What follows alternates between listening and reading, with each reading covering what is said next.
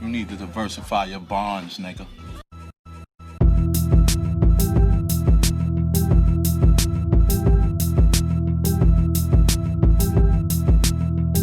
Today we're sponsored by it's such a hot topic. The NorCal bonobos. It's not good. Little known fact, guys, we're kind of a big deal. They're sponsoring us, yeah. Wait, no, shut up. This is too good of a conversation. Diversify your bonds. What's up, sponsors? It's your boys, Please Don't Sue Us, where we ask questions, laugh, joke, and talk about the journey that is being a small content creator. As always, it's your boy, Uncle Migs, Papi Ortiz, and the big dad bod himself, Ungalo. And today's guest is going to be J-Mo, the man, the myth, the legend. All know him because of his great works. And we're going to be talking about those great works, the memes that come from them. Before we get to that, as always, we need to get a quick word from our sponsors. Hi there, everybody. How are you doing? Are you hankering for some delicious, moist, crunchy chicken? Huh?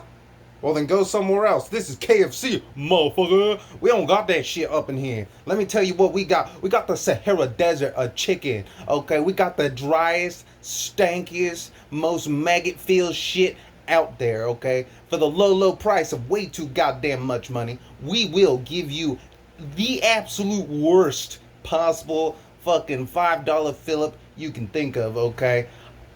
Once you're done with our product, you will have the hard diarrheas. I guarantee. And that's a KFC guarantee, my friends. Okay, so come on down and enjoy yourselves. Right now that we got all the corporate obligations out of the way, let's just jump into it.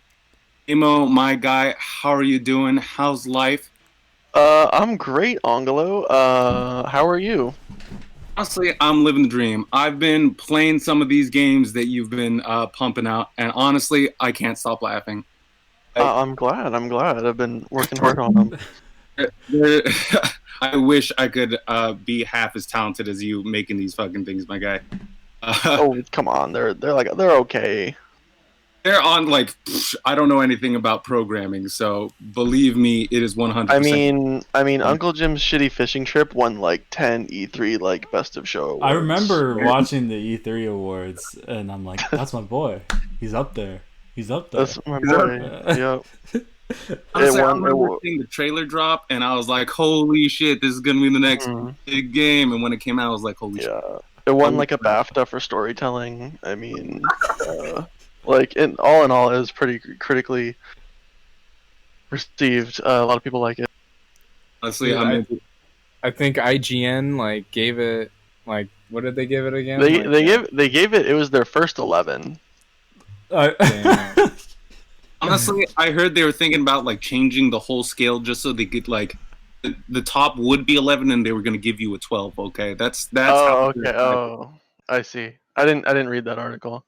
You make games. You make these fun, sort of meme, comical games. At least from the ones that I've played, that I've had experience with. So yeah, please talk about what you've done thus far. Like, explain some of these, or the 3 games that you sent us a little bit, like. All right. I'd say that the 3 best ones I'm working with right now are, we got to start it off with Uncle Jim's Shitty Fishing Trip Game of the Year edition. And then moving on, we have the Salaryman's Dream. That one's not quite as funny, but still cool. And then Deli Trip, my baby. That is the sort of ode de resistance. Piece de resistance. Yeah. Exactly. Opus. Exactly. Yes, Deli Trip is my magnum opus. And it took me a shocking amount of time to make. I thought I was gonna be done sooner with it, but it took like 4 months. Yeah. I worked on it, like, I mean, for a text-based game, like a kind of nothing insane. It took me longer than expected. So yeah, describe for the audience, like, what is the Deli Trip? What do you do, and like what is it? Yeah, of course, yeah. So Deli Trip is a piece of interactive fiction in which you play as a character that's going to get his first sandwich from a legendary local grocery store, and his friends taking him there. And then throughout the story, you learn all about everyone who works there, kind of what makes them interesting, what makes the store so unique.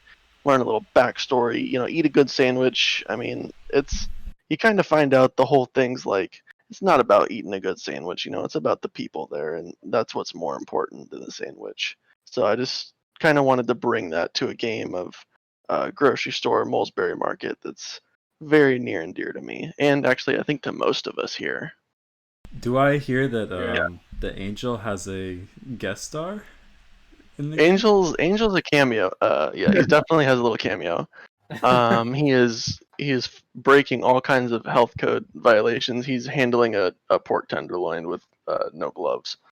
Honestly, basically like the real work. It's Okay. like the real thing. Yes. The game was so real. It was like being back at work. I was like, my God. Mhm. Perfect. So But It was really nice during because I haven't actually been to the store, and I used to work there, and I haven't been to there in like a couple months, and you gotta go. it was legit. Like if I was going there, everything, the essence of the store was captured perfectly. Yes. Actually, some context for our listeners. With me, Ortiz, and all three of us worked at Molesbury Market first. I did too. Dude, You did too, yeah, that's you right. did too. I think we all worked at the did. same. Yeah. But yes, incredible store, very close to me, so I just wanted to bring a piece of it to the game. Yeah, man, you add some good memes in there that I don't think Funny jokes. I don't know if people that haven't gone there or haven't worked there will understand. I definitely understand every joke that's in there. Yes. And every little nugget of flavor that you threw in there. Yeah. Oh yeah. No, it's the game was definitely made with friends and family and just that whole community at the store. It was made with all of them in mind. It's basically I didn't make it for anyone else but me and them. But the funny thing about it is I've had tons of people play it from school. I've had teachers play it too of mine, and universally they love it actually, which is it's great. was interesting to me because I thought it was I thought it'd only be funny if you know these people, but no, it's everyone just likes it, which is great. it's for me it was like a slice of life game, and I mean I knew No, it's absolutely a slice of life game. I knew that I knew some of the references for sure since I used to work there, but just in general, if I was looking at it from an outside perspective, it was definitely a slice of life. You're like, wow, there's this grocery store, and there's some chill things going on here, And the music and everything. I mean, it's a text-based game. It's really simple, but the atmosphere is great because you've got, I guess, I don't know what you did with the music, and in fact, at the beginning, it's all copyright. I can't use it. That's why it's good. Because I know at the beginning of the game it says this game is best played with the sound on, and I played it with the sound on, and I was not let down. I was fully immersed by having the sound on. Yeah, that was the goal. Audio, it's what felt very important to it. You can only do so much with a text-based game. You need a little audio, even if it's just a little auditory feedback, when you click things or do something right, depending on the game. Audio is very helpful for those text-based games. Yeah. So, got some fancy little music in, got a couple sound effects, and the rest is history. So, JMO, what's your inspiration for all these games? I know Deli Trip was more specifically keeping people you knew in mind, but tell us about Uncle Jim's shitty fishing trip. Oh, Uncle Jim. Yeah, so Uncle Jim is a bastard alcoholic. Not a real one, actually. He isn't modeled off anyone I know. But he may be a combination of multiple people I've met throughout my life. Okay, But he's just like a yeah, complete it's he's a completely fictional character. Luckily, we don't want him being real. But yeah, so that was just the assignment was I had a week, and I had to basically change this like old shitty arcade game like tutorial that we followed. Whatever it was called, like Rocket Patrol. That was the old arcade game, and it was really basic. You just shoot a missile, which was just a pixel, and you just shoot it at a spaceship, and it hits it, and it like resets. And I'm like, how can I just make this thematically the furthest thing away from a space shooter? So I made it a fishing game involving a alcoholic uncle.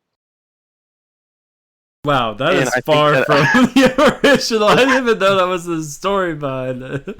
Yeah, it's like I'm like I gave a story. I breathed life into a game without any.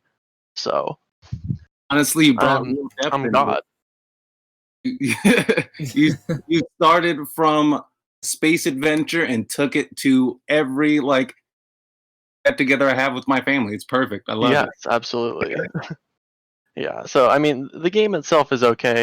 It plays pretty similarly to the original version with a couple minor tweaks. So it's not the most incredible and exciting game in the world. Actually, wait, no, it is. Yeah, that's the one we were talking about. Got like crazy reviews.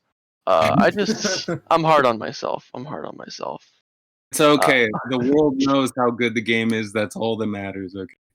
IGN gave it the 12 out of 10, but I'm like, it could be better. But no, very, very fun game. That was kind of like my first introduction in this class I'm in right now at UC Santa Cruz. And I will have made 3 games. Yeah, 3 games by the end of this quarter, which ends in a couple weeks. So And Uncle Jim's was the first one you made? Uncle Jim's was the first, yeah. And I had a week to do it. What's the process of like actually creating a video game? Do they just like send you some files and you edit some stuff, or like how do you go about it? No. The whole project was made by me, like from the ground up. Okay. That Rocket Patrol like base game. I mean, I also made like with like the teacher's help. Like he guided us along. Basically, had us like watch him while he coded and did stuff to like teach us. Okay. So we learned by doing. And then our next assignment was just to make it into a game, like just change it, modify it in a number of ways. Some people did really basic things. I went a little more advanced. But it was, yeah, I was really happy with it, especially with the time frame and how new I was to everything that was going on, using a language and a framework that I've never used before.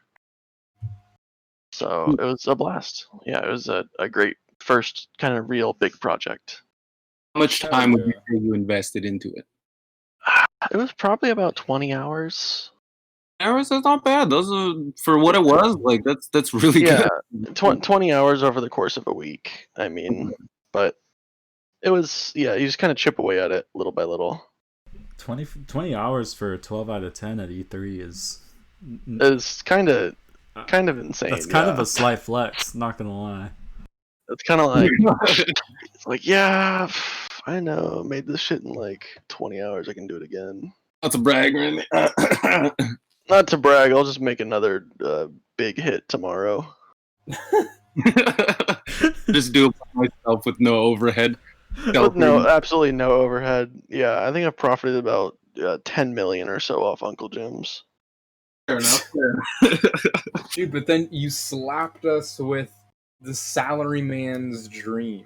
Ooh, yes, So- the salaryman's dream. Yeah, explain that one a little bit.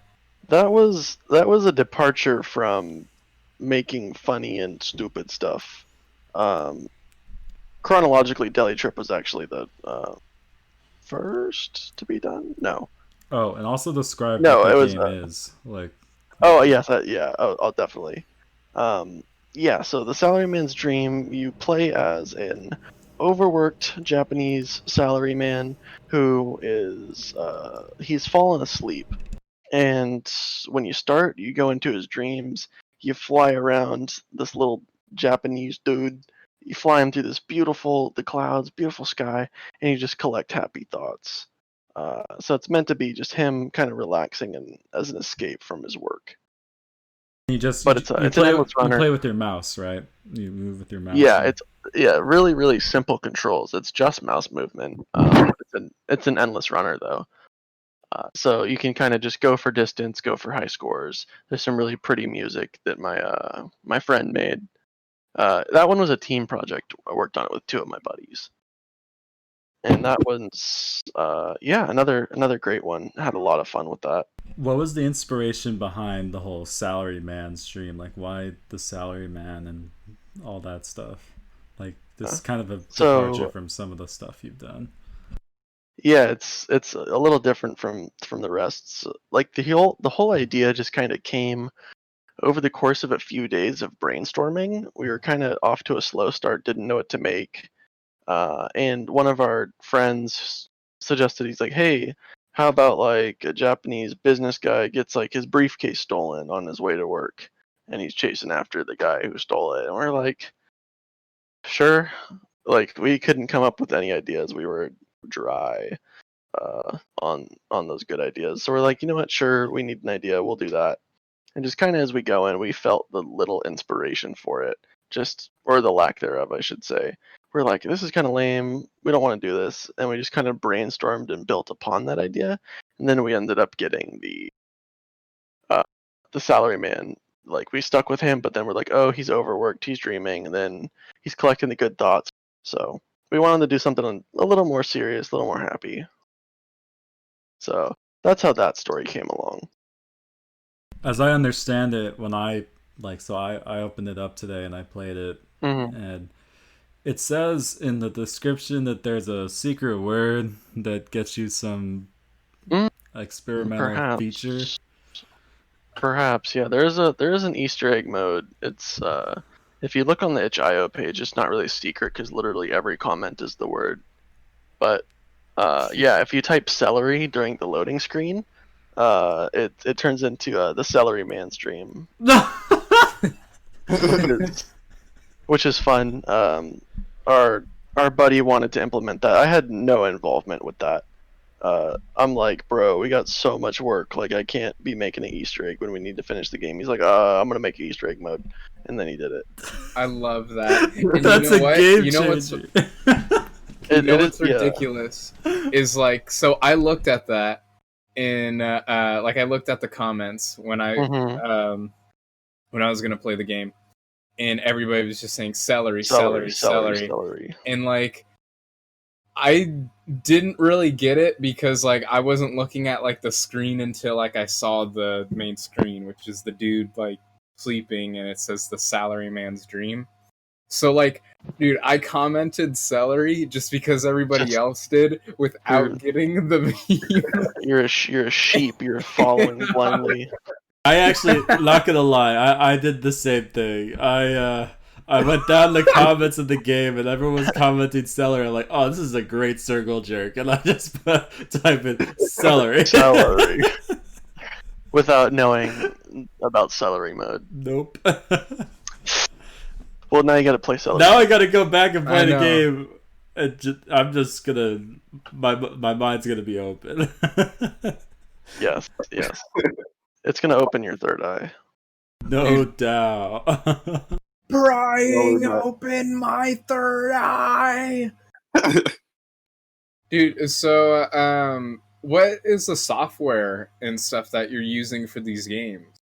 So all of these games, with the exception of Deli Trip, I say all of these, it's just two.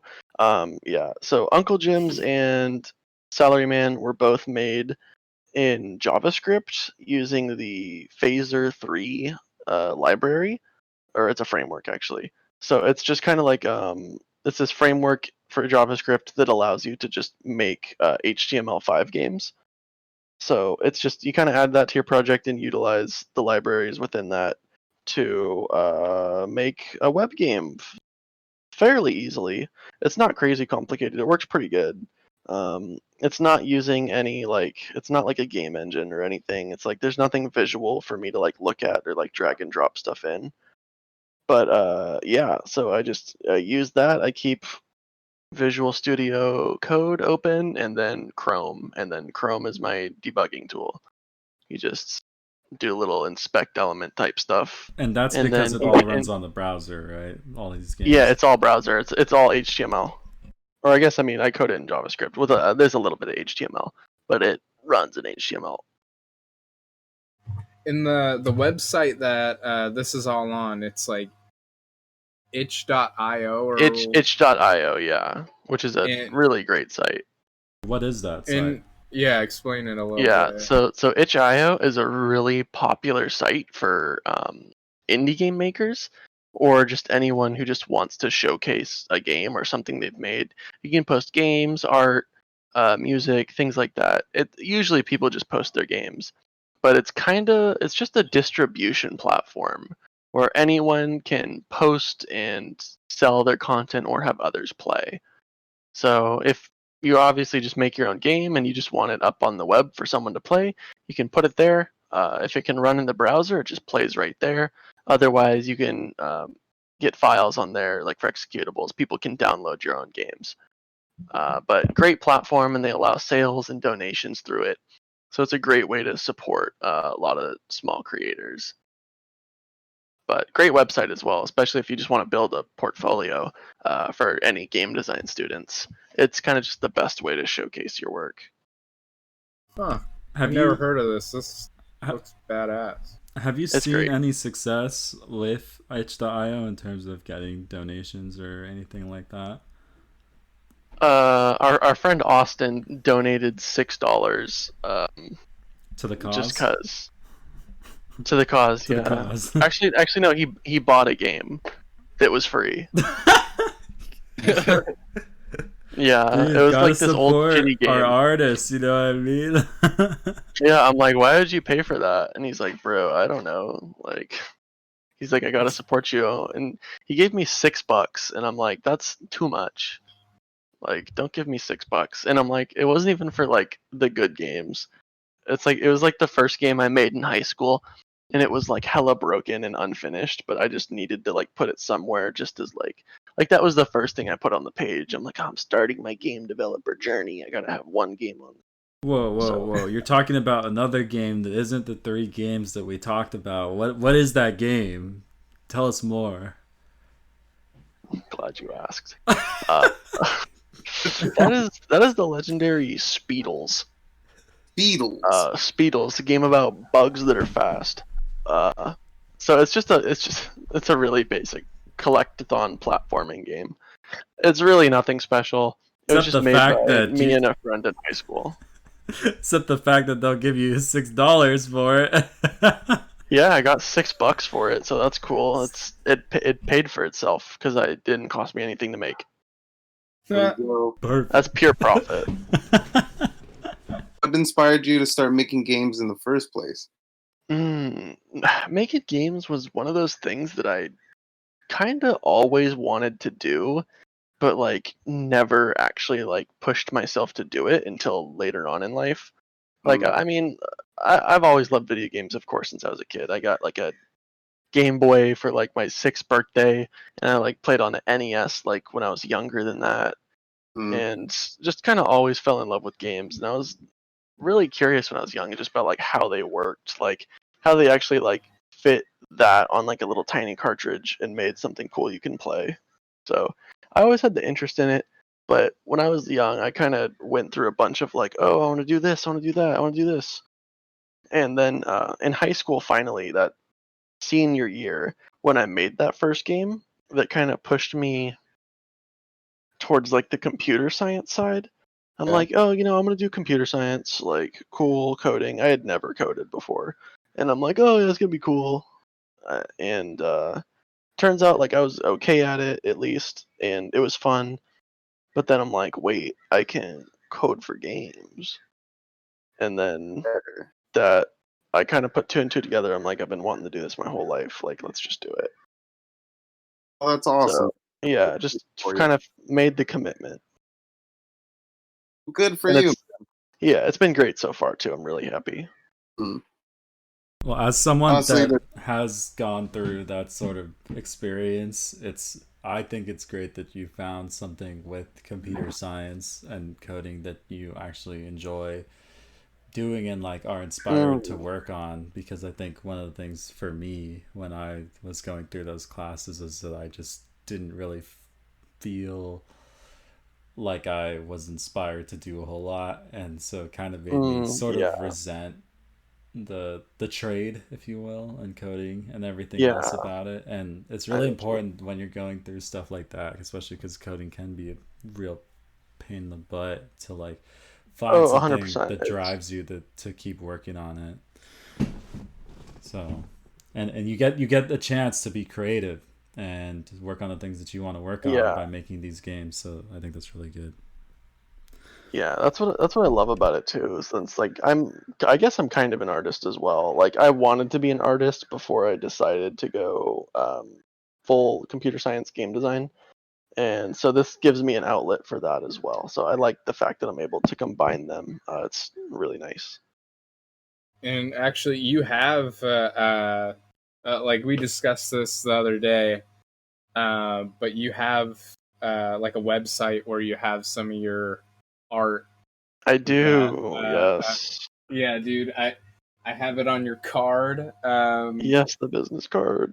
The business card that you gave me, like I don't know how many years ago. Years. Like when I first met you or something. It's been like 4 years. Yeah. So since the cards.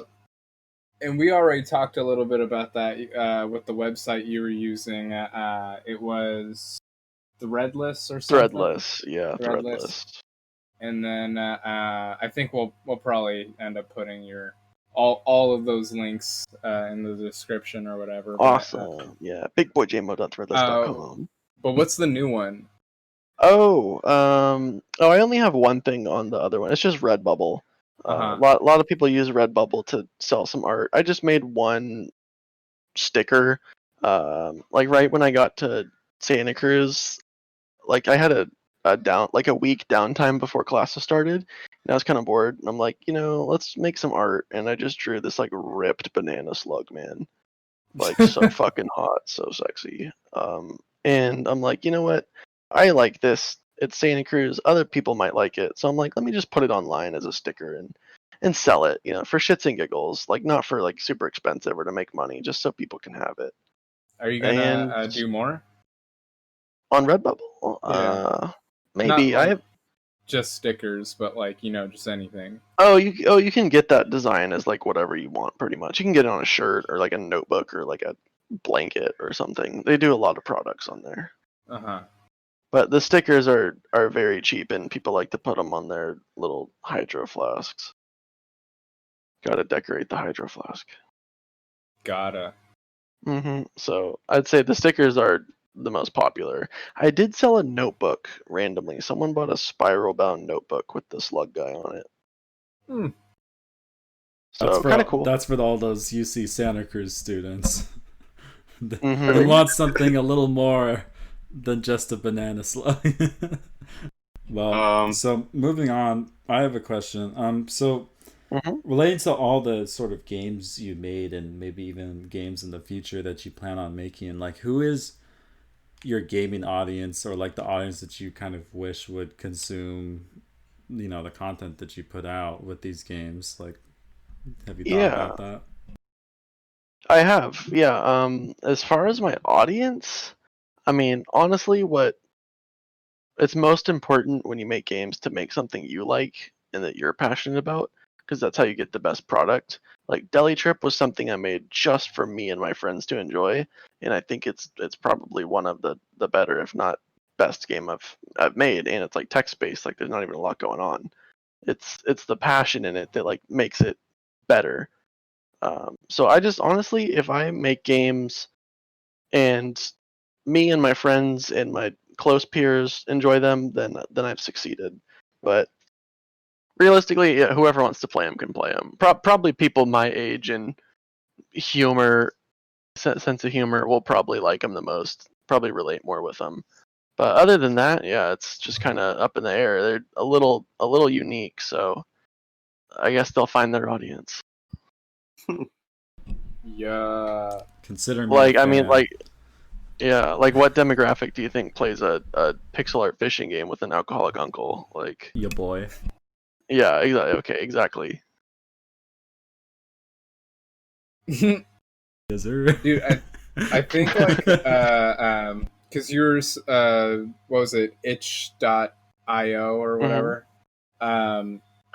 It seems like everybody, most like these indie game people or these people new to making games are like they're playing each other's games for like also inspiration stuff. So I feel like a lot of the people playing your games are people that like make games and are like Yeah, trying to get ideas from you.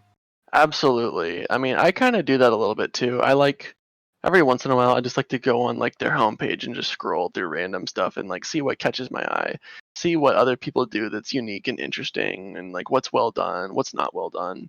It's kind of like I get to appreciate other people's work, but it's also like a tool to study as well, get inspiration.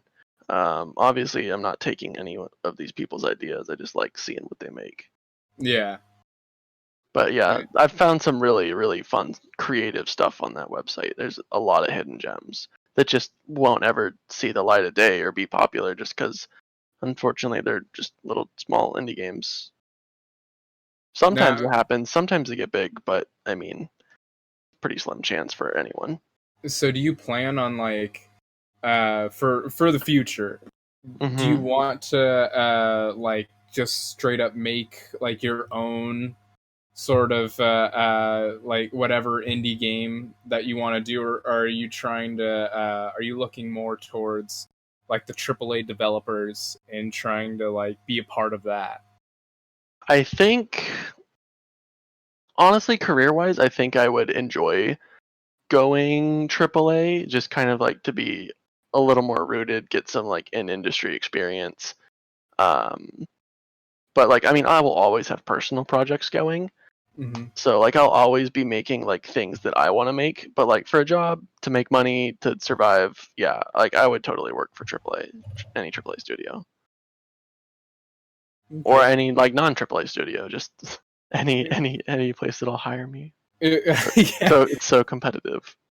It'd be like that. But would you like, yeah, so like the guys, I heard of this documentary but I didn't see it, but it was with the guy that made the game Fez. Fez, Phil Fish, right? Yes, Yeah, Phil there's Fish. a whole documentary or something on him that Yeah, an your indie boy game, the has, movie. yeah, your boy has yet to watch, Oh, it's unfortunately. great. But so it was just was it just him that made that? Phil Fish was Phil like, Fish, if I remember right, it was pretty much just him. He had a mhm. partner at one point in the game, and the documentary kind of goes through like that split. Phil, I think he had another guy helping him out too. It was a very, very small team. It's like Uh-huh. Phil and then like another dude, if I remember right. So I Maybe some guess contracted work every once in a while. would you like is that kind of like the goal, or I guess not the goal, the dream? Is the dream to be like get a team of like what, like maybe four or five other developers and just like make games and just slap them onto Steam? I mean, if we could do it and have fun with it and like be successful and actually sell them, I mean, yeah, like that'd be great. That'd be wonderful. Yeah, but I guess because I'm more of just like asking like, are you planning on putting your games onto Steam and like trying to go like the indie route as kind of like a side thing? Oh yeah, as a little side gig, yeah, I will definitely be making my own personal projects and trying to get them up on some platform. Hopefully make some fun sales. That'd be cool. Uh-huh. So that's kind of like make a name for myself, like outside of just like, oh, I'm a guy that works for blank. Um, have something more personal.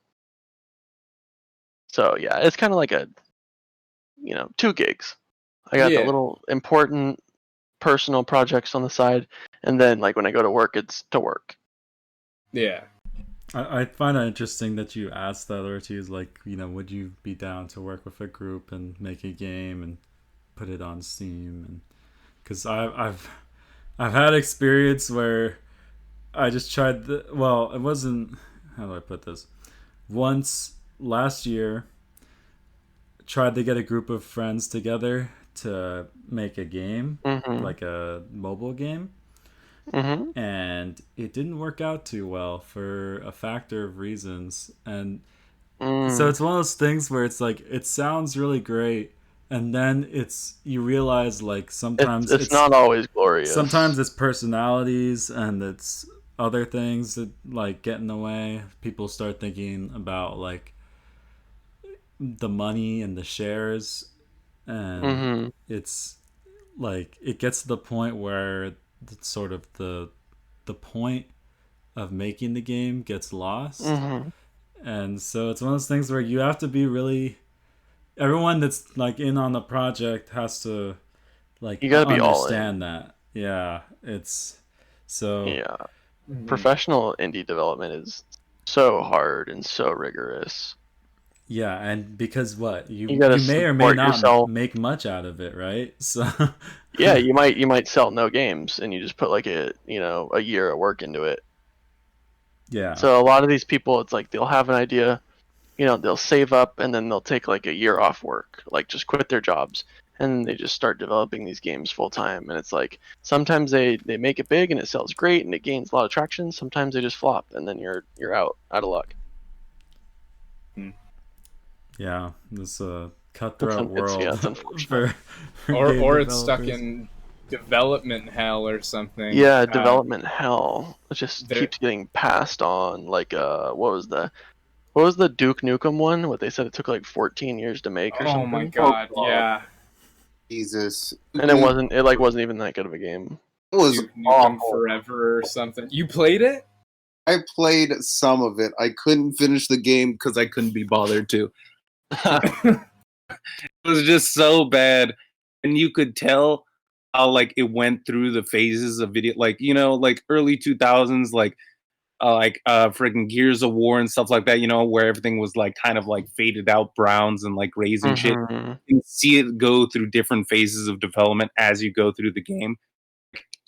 Like, it's kind of interesting. It's like kind of interesting to witness something like that, but it doesn't make a good game.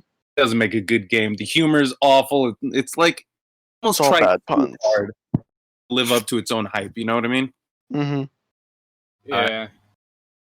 No, after I slapped a pair of boobs in an alien freaking abduction tank that are like fused to the wall, I was like, okay, I'm done with this game.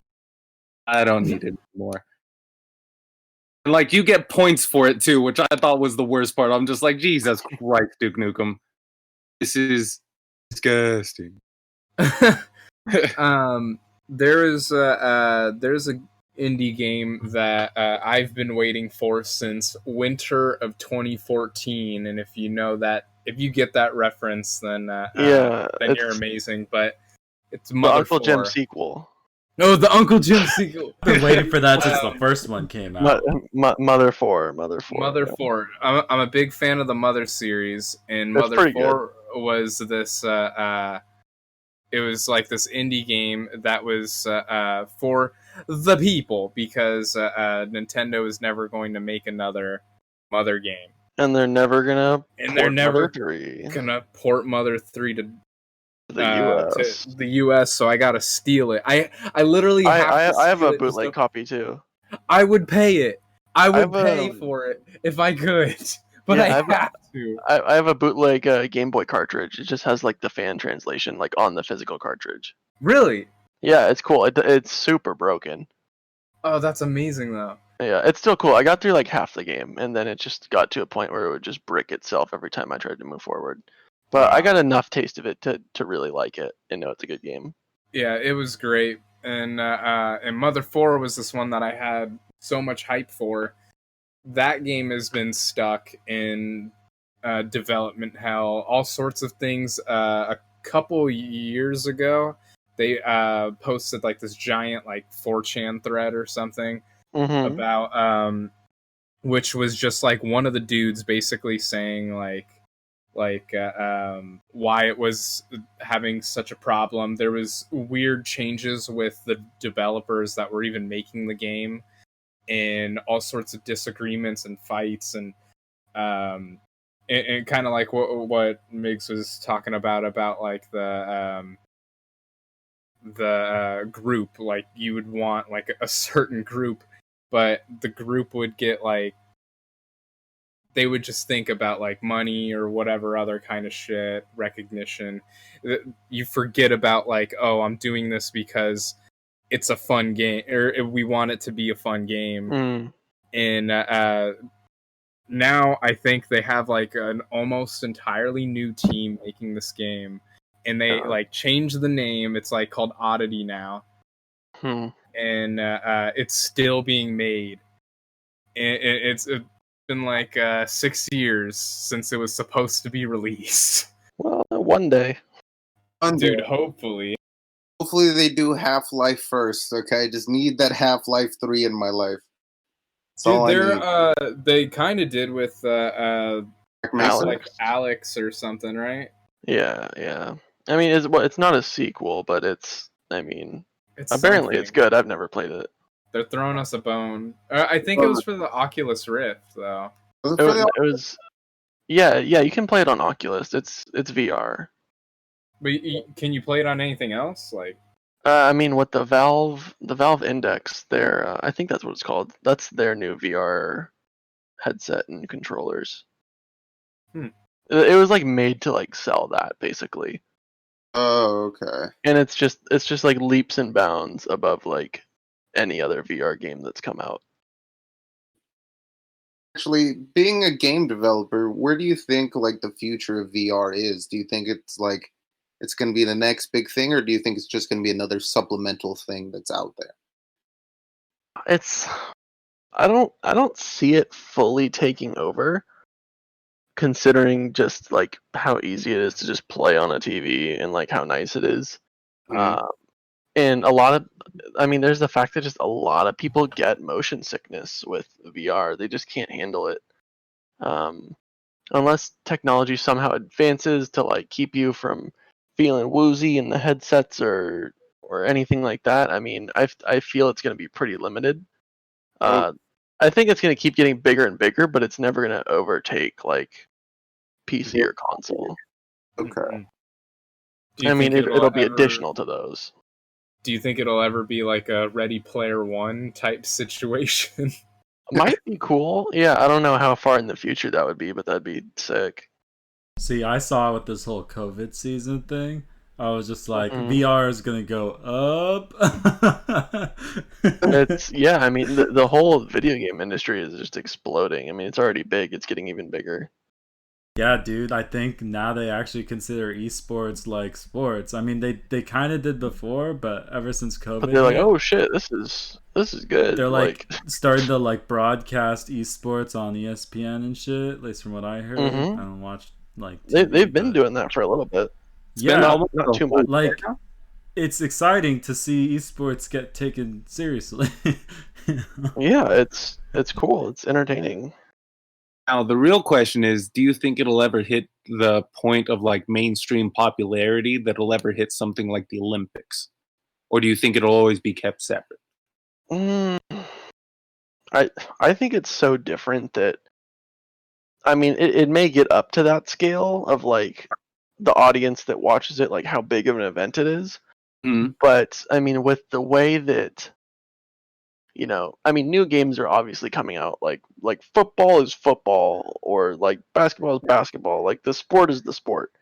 I mean, no matter what, really. You watch it for the sport, and I guess maybe for the for the players too. But like with games, it's like every year you're gonna be playing like a new game.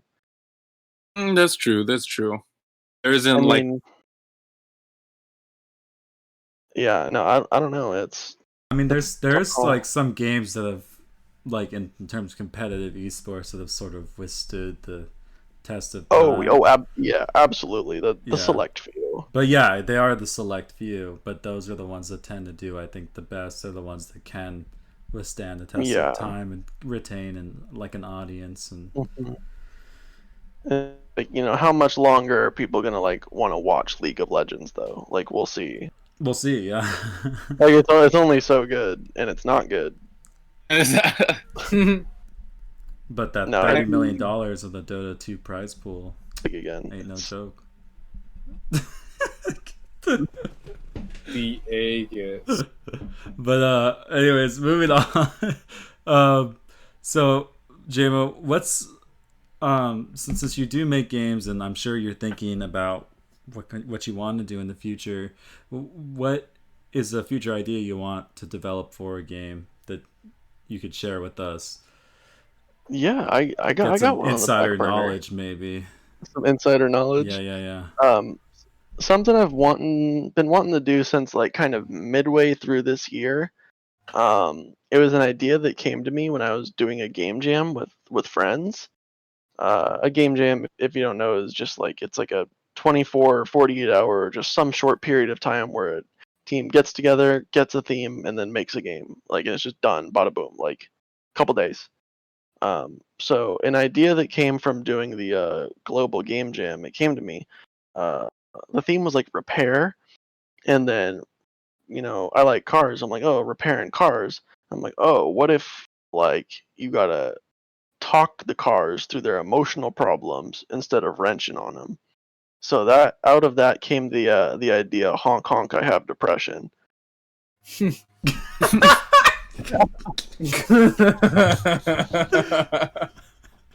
it's you're a mechanic, but you're like a therapist for cars. So that's how you fix them.